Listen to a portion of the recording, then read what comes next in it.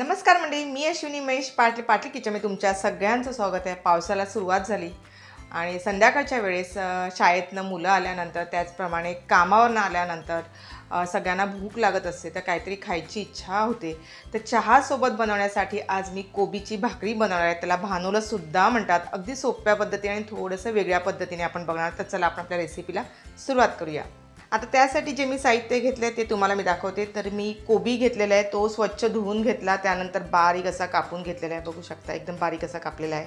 आता आपल्याला हे साहित्य म्हटलं तर अगदी घरगुती साहित्य लागणार आहे, जास्त काही लागणार नाही आहे। तर त्यासाठी मी जवळजवळ अर्धा वाटी ओला नारळ घेतला आणि तो खवून घेतलेला आहे, तो आपण ह्यामध्ये घालूया। त्याचप्रमाणे जवळजवळ मी 6 मिरच्या घेतलेल्या आहेत आणि त्या बारीक अशा कट करून घेतलेल्या आहेत, त्या घालूया। आणि भरपूर सारी अशी कोथिंबीर, ह्याच्यामध्ये भरपूर अशी कोथिंबीर घालायची, त्यामुळे भाकरीला टेस्ट खूप छान येते। ही सर्व मी साहित्य हे टाकून घेतलेलं आहे। एक मोठा वाटी भरून बेसन घेतले, ते घालूया। एक वाटी तांदळाचं पीठ घेतले, ते घालूया। एक चमचा हळद घालते। घरगुती साठवणीचा जो मसाला असतो तो जवळजवळ मी 4 चमचे घालते। जसं तिखट लागेल त्याप्रमाणे तुम्ही घालू शकता। गरम मसाला एक मोठा चमचा भरून घालते। आता ह्यामध्ये मी जो कोबी घेतला होता ना, तो जवळजवळ मोठा कोबी होता, अर्धा कोबी बारीक कापून घेतलेला आहे। धना पावडर घालते 2 चमचे, चवीनुसार मीठ, थोडंसं गूळ, 1 चमचा कोकम आगळ घालते।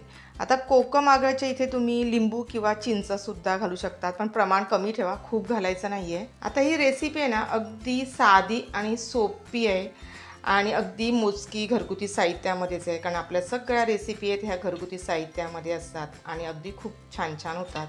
पावसाळ्यामध्ये खाण्यासाठी बऱ्याच जणांना म्हणजे भूक लागते, अशा वेळेस अगदी सोप्या पद्धतीने आणि झटकेपट बनणारी अशी ही कोबीची भाकरी रेडी होते। आता हे सर्व मिक्स करून घ्यायचं। आता जेवढं मी साहित्य घेतलं होतं ना तेवढं सगळं मी कोबीमध्ये घालून घेतलं आहे। आता आपण ह्यावरती फोडणी द्यायची आहे। फोडणी देण्यासाठी मी एक मोठा वाटी भरून तेल घातलेले आहे आणि ते गरम करून घेतलेले आहे। आता फोडणीसाठी आपण ह्यामध्ये 1 चमचा राई घालणार आहोत, 1 चमचा जिरं घालते, थोडं जिरं जास्त घालायचं। आता मी गॅस बंद केलेला आहे, कारण तेल खूप गरम झालं आहे, त्याच्या मी गॅस बंद करून टाकला आणि त्यानंतर मी फोडणी देत आहे।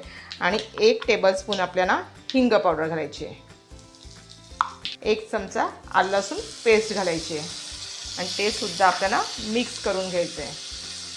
फोडणी आहे ती मस्त अशी रेडी झालेली आहे। आता वरून आपल्याला घालायची आहे। आता ही सर्व फोडणी आहे मी घालून घेते, थोडीशी गरम असतानाच आपल्याला घालायची। आता ही सर्व घातल्यानंतर आपण मिक्स करून घ्यायचं, थोडंसं चमच्यानेच मिक्स करून घ्यायचं आहे, कारण फोडणी कशी गरम आहे ना। तर थोडंसं थंड झाल्यानंतर हाताने आपण व्यवस्थित मिक्स करून घ्यायचं आहे।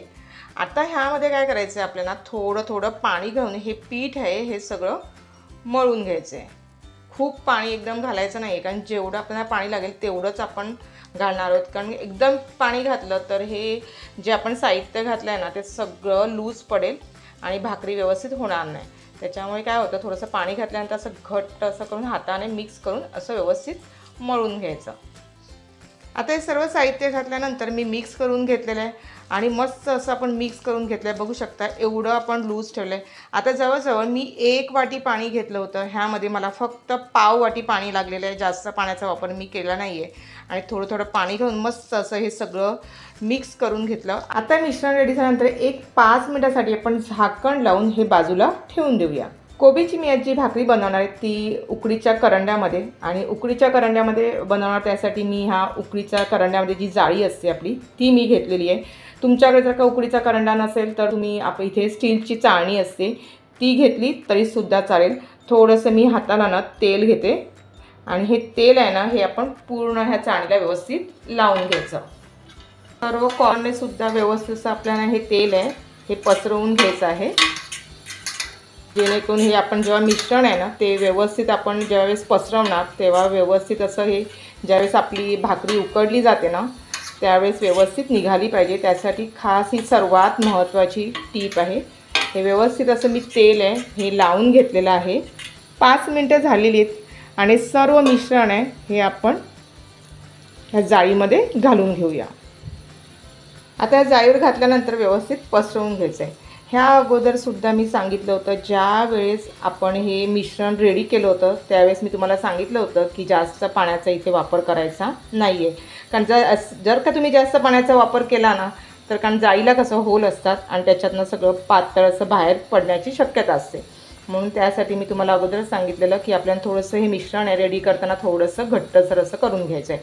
आता मी हे सर्व आजूबाजूला असं व्यवस्थित असं हे सर्व मिश्रण आहे पसरवून घेतलं आहे. बघू शकता मस्त असं पसरवलेलं आहे.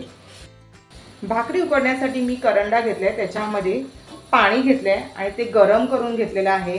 आता ही जाळी आहे ही आपण करंड्यावर ठेवून देऊया.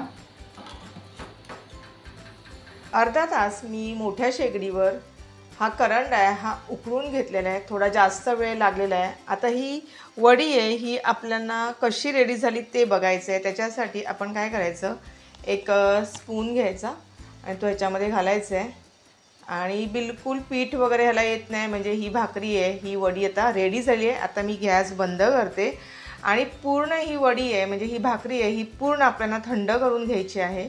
भाकरी आहे ना ही मी पूर्ण थंडी करून घेतली आहे आणि ज्यावेळेस आपण भाकरी उकडतो ना त्यावेळेस थोडासा भाकरीचा असा कलर चेंज होतो आणि त्यानंतर ही भाकरी उकडली असं सुद्धा आपल्याला समजतं. आता ही कॉर्नरने आहे ना ही आपल्याला वडी आहे ही आपल्याला सोडवून घ्यायची आहे. अशा पद्धतीने आपण तेल लावलेलं आहे त्यामुळे भाकरी काही चिकटत वगैरे नाही, व्यवस्थित निघते. आता राऊंडमध्ये सगळं अशी मी काढून घेते.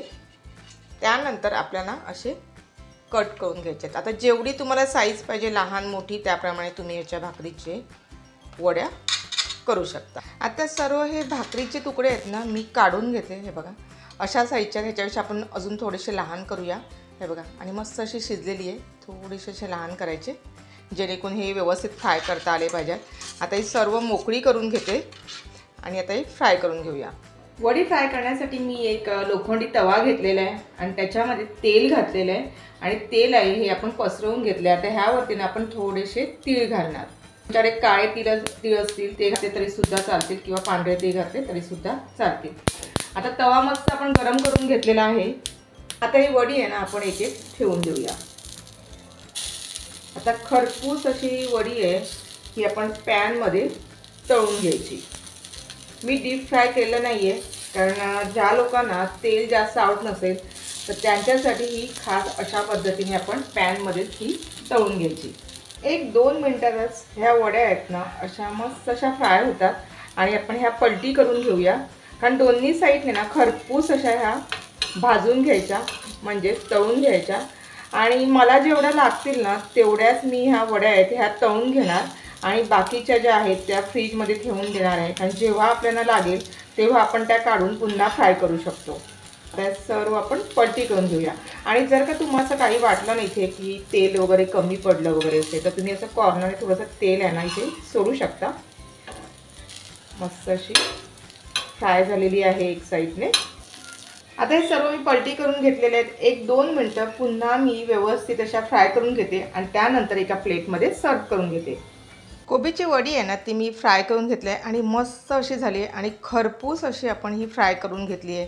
चवीला एक नंबर लागते. तुम्ही चहासोबत खातील ना तर एकदम टेस्टी अप्रतिम अशी चवीला झालेली आहे. तुम्ही अशा पद्धतीने करून बघा आणि त्यानंतर मला कमेंट बॉक्समध्ये अभिप्राय कळवत जा. कारण जेव्हा मी रेसिपी बनवत असते आणि तुम्ही जर का त्या करून बघितल्या तर मलासुद्धा समजेल तुम्हाला रेसिपी माझ्या कशा वाटतात आणि त्याच्यामध्ये काही बदल असेल तर ते सुद्धा तुम्ही मला सांगू शकता आणि काही नवीन आयडिया असेल तर तीसुद्धा देऊ शकतात. तर आजच्या व्हिडिओमध्ये खास मी कोबीची वडीची रेसिपी दाखवलेली आहे. ते एक लाईक नक्कीच करा आणि जर कोणी चॅनलवर नवीन असतील आणि चॅनलला अजून सबस्क्राईब नसेल केलं तर ते करून घ्या. बाजूला बेल बटन ते देखील दाबायला विसरू नका जेणेकरून जेव्हा माझा व्हिडिओ अपलोड होईल तो तुम्हाला सर्वप्रथम बघायला मिळेल. आणि माझा व्हिडिओ जो येतो जो रेसिपीचा तो मंगळवार आणि शुक्रवार संध्याकाळी 5:30-6च्या दरम्यानमध्ये.